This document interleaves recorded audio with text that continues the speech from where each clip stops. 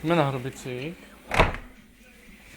u Čuktora a natáčíme tady video, jak se staví sen. Přicházíme, tady vidíme majitele. Vítejte ve světě božího hvězdě. A přicházíme do chodby, kde máme na pravé straně značkový hajzlík Kebery UV osvětlení na WC.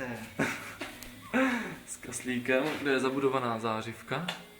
Následovně to svítí. Vykasilová WC mísa.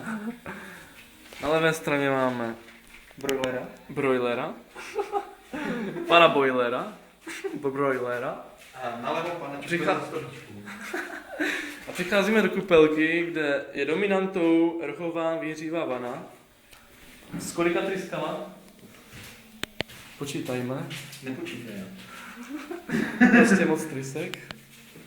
A tady máme vánoční stromeček se značkovým vínem, který je to ročník. Hodně staré.